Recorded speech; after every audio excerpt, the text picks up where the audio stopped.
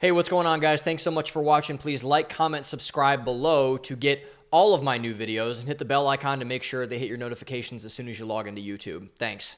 Now I want to alter the conversation. So if we do not follow in Erica Kirk and Charlie Kirk and all the people that were there that were professing Christians, if we do not follow in that example, if we keep going down the path of the third way, this demonic path of the third way, we get the situation we have now and worse. A culture that is utterly consumed and destroying itself with the demonic and evil forces that reign over this world. Satan rules earth. The Bible says that. And so the spiritual warfare that's going on right now is very palpable. It's very real. And if you can't see it, I pray the scales come off your eyes and you can see what's actually going on here. This is a fight between good and evil, and anyone else who tries to distract you from that is an unserious person who does not know what time it is. They do not know what's going on. So the famous verse that we get this from is Ephesians 6:12. Our battle is not against flesh and blood, but against powers and principalities that are ruling from high places or low places, if we want to talk about under the earth, hell, whatever. And we need to know what to do, because a lot of Christians do not know what to do when it comes to spiritual warfare. They don't know what to do. And we need to know what to do. And so we need to know really what to see in terms of this. Like how do we know we're in a spiritual war? How do we know spiritual warfare is being waged against us? And I have three things that I've come up with, that I've seen, that are clear embodiments of spiritual warfare. So the first one is that foundational structures and values become undone. That is the first one that I have basically seen from that. And so what that means is essentially that when you see the foundational elements of a culture being submarined, let's put it that way, when you see things like the nuclear family is a net negative, marriage is for suckers, religious people are openly mocked, death is celebrated, war, abortion, murder, assassination, to make it relevant to today. When you see all of the things that are good be undone and mocked and submarined, you know that you're in a demonic culture, that evil is ruling and reigning. Like it's not, I don't think it's terribly difficult to see, honestly. And so subversion happens without a lack of a foundation. The only reason you can undercut something is because the foundation isn't strong. So this cultural subversion, this spiritual war that we are now engaged in, it happens because you don't have a foundation in Christianity. You don't have a foundation in Jesus. You don't have a foundation in what the Word says, what Jesus says, what you are supposed to do as a Christian. You don't have that. And a lot of people don't, which is why you're seeing so many people become radicalized, people become, submitted to this, et cetera, especially in America. Because of, again, this soft, post-woke, third-way gospel, or the lack of the gospel at all, just pure demonic nonsense. Like spiritualism, universalism, New Age, whatever. Paganism. I know someone that's a pagan, actually, like they pray to rocks or something. I don't know. But anyway, so and all of that comes from, I'm going to rebel against the system. I'm going to attack marriage. I'm going to attack the family. I'm going to attack kids. I'm going to attack freedom. I'm going to attack your rights. I'm going to attack your basic sense of a human being. I'm going to attack children. I'm going to attack people.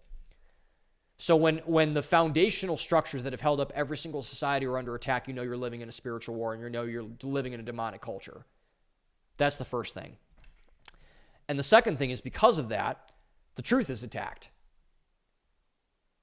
So when the truth is attacked, particularly the truth of the gospel, which is what the third way was, it was an attack on the gospel, even if they didn't say it was, it was. It is the enemy, it is Satan, trying to besiege you and take ground. So when you cannot speak the truth properly without being defamed, so when you cannot say the gospel, when a pastor is afraid of talking about the quote-unquote controversial parts of the Bible, when someone is going around and saying X, Y, and Z about this is bad because it, hurts people or something. And if it hurts people, actually, then you shouldn't say it. But if it's the truth, then the loving thing to do is tell someone the truth. And therefore, the most loving thing you can do is tell someone about Jesus. So when the truth is not only not allowed to be said, but shamed when it is said, you've entered the realm of the demonic. You've entered that realm. So, for example, when you cannot say that cutting the body parts off of healthy children is wrong, when you cannot say that killing Charlie Kirk is wrong, when you cannot say that attacking someone based on their race, their religion, their gender is wrong, you're living in the realm of the demonic. You are. Now,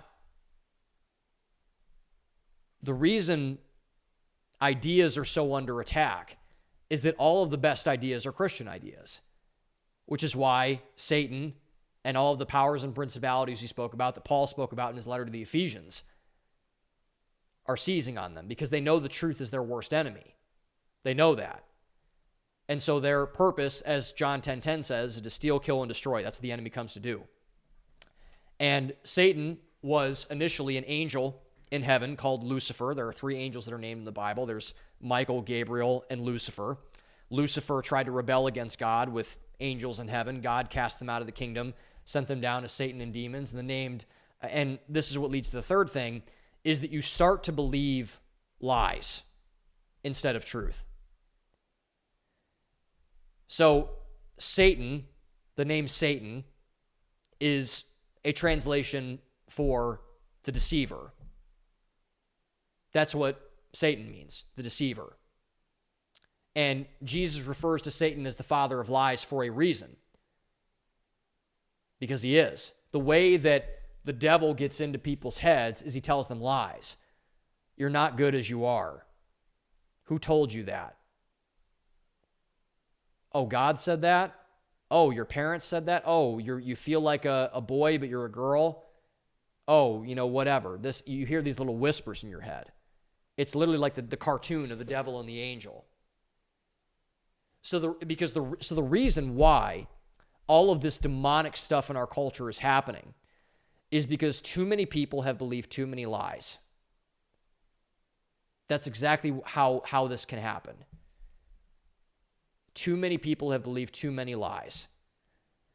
And what this is causing, you see this everywhere, especially in young people, and ironically in some old people. I had an interesting LinkedIn exchange with several people the other day. That's fine, regardless. But anyway, this is causing immense confusion, sadness, pain, mental health conditions, extremist behavior, isolation, withdrawal. Again, John 10:10, Satan comes to steal, kill, and destroy. And all of those things kill, steal, and destroy your life from you. And also, this is why the people who are most attacked and consumed with these demonic lies,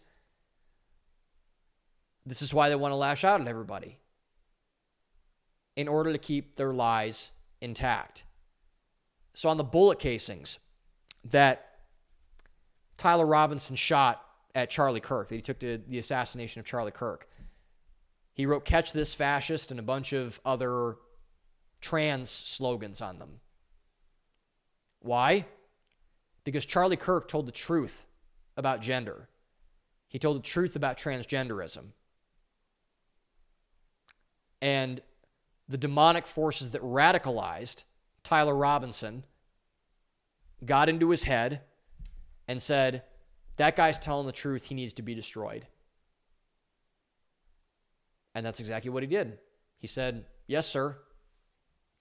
Then got his hunting rifle that apparently was his grandfather's. We don't know all the details yet. And shot Charlie Kirk. That's why. Good versus evil. It is not a political thing.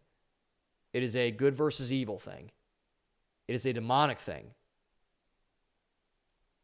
Because the people who buy into lies, no matter what those lies might be, they know the truth cannot stand because of the destruction of the lie that they've bought into.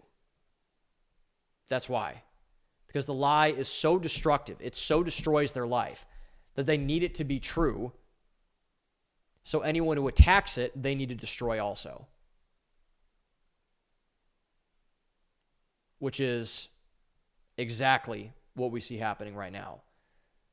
And that's how spiritual warfare happens. And we need to understand it and be ready for it, because it's all around us. And now, with this revival that's happening, we need to be on guard for it, especially for the people that are now coming to faith, because they need to understand this stuff. And we, as the value-based people, as the experienced Christians, we need to equip them properly, which is the important thing to do.